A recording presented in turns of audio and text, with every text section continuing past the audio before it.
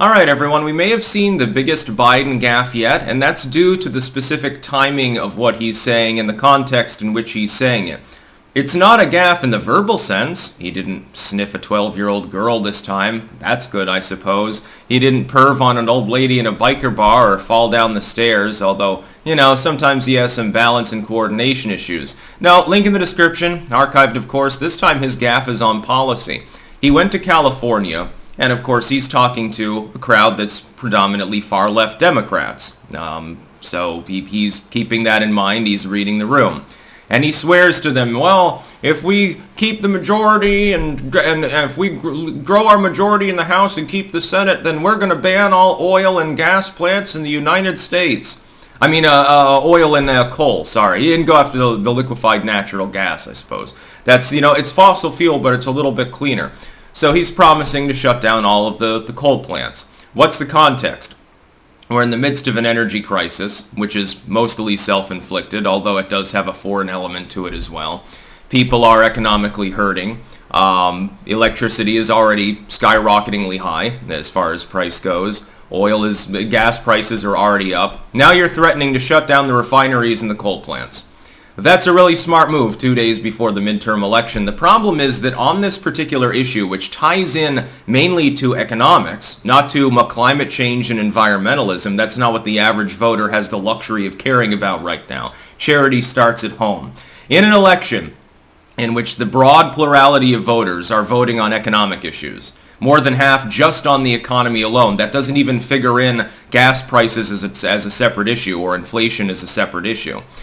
In a climate where more than half the electorate is just voting based on how bad the economy is, you're already going to hemorrhage support in the House. His bravado about growing our House majority, he knows that that's not going to happen. He's just trying to not demoralize the troops right before voting begins. That's wise, I suppose. You choose to attack the energy industry, threatening to drive prices even higher. You're tipping your hand. You're making a claim to a far-left audience that you shouldn't have made publicly.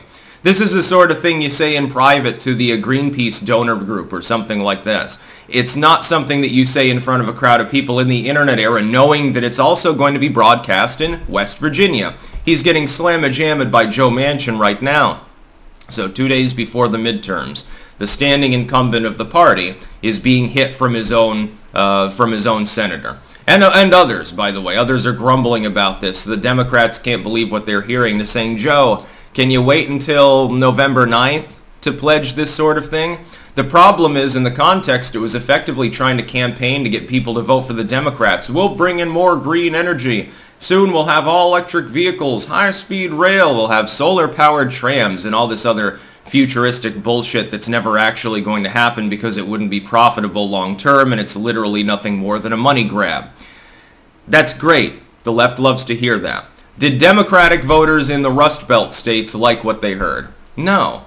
Did Democratic voters basically anywhere like what they heard? No. You're talking to a bunch of ivory towerists and college kids and stuff that either don't understand economics or are communists. They love the idea of wrecking the energy industry. They love what Biden's done with that. That's not even a majority of Democratic voters. The Democratic Party just lost voters because of what Joe Biden said, especially because it's actually being reported in the news. Mainly because Joe Manchin decided to weigh in. Boy, what a thorn in the side of the fucking administration he's been. Even if he did roll over for Chuck Schumer there on the infrastructure deal, so-called. Yeah, he took some flack from his constituents. He got hammered in the polls. I wonder why. Could it be because it was backdoor shenanigans like always? And when it involves Chuck Schumer, I don't think that the people there are very happy or receptive to that occurring. If you're openly threatening to make the economy worse if you retain the House and the Senate. You're openly By the way, why not do it now? If it's such a popular policy. And if it's not such a popular policy and you don't think you'd have the votes to do that, then why even tell that to the leftoids? Tell them something else. Just crow about the fact that you're never going to give them any student loan debt relief because of court injunctions. That people probably won't even get that money back from the government that was stolen from them to go give to the Ukrainians. Why don't you tell them that? Why don't you crow about, I don't know. I mean, there's nothing to talk about. You haven't accomplished anything. Well, we passed elements of the Green New Deal. Yeah, that'll go over well too with those West Virginia voters. The problem is that Joe Biden forgot that the group that he's talking to at the time is a minority just within the Democratic Party. It doesn't speak to the broader electorate. Imagine you're an independent voter and you're like, well, I'm not really sold on these fucking Republicans, but I'm also not sold on the Democrats. By the way, at this point, if you haven't made your mind up, TikTok, a couple days, I guess you're just going to stay home if you're still undecided at this point. And you're like, well, Joe Biden did just tell me he wants to drive the cost of energy up even further. And I've already got a credit card just so that I can buy groceries. Yeah, maybe I'll flip. I'll vote for the Republicans this time.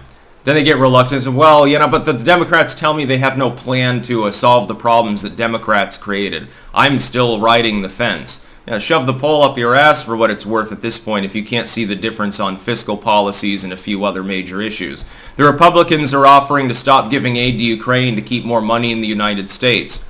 That should be game, set, match right there. Considering we're teetering on the edge of a deep recession / possible depression. This is the biggest Biden gaffe that we've seen.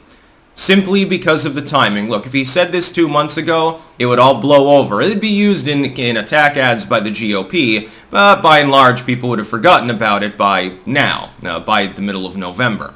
You do this 2 fucking days before the midterms. My goodness. There were plenty of people in the Biden admin that were standing there. They've got to maintain a very stoic complexion when they're around Joe giving a speech because they know that he's probably going to say something off the wall. All of the color must have drained out of their poor faces. I almost feel sorry for some of his staffers at this point having to deal with this shit. And then he had to come out less than 24 hours later and say, well, I regret making those comments. Jean-Pierre says, oh, the president regrets having said that. He didn't really mean it. Yeah, he said it openly to you. But trust me, he's not actually going to do what he just said he wanted to do. The messaging of this particular administration is the poorest that I've seen, and I lived through the W administration, to be clear. That's about all. Peace out.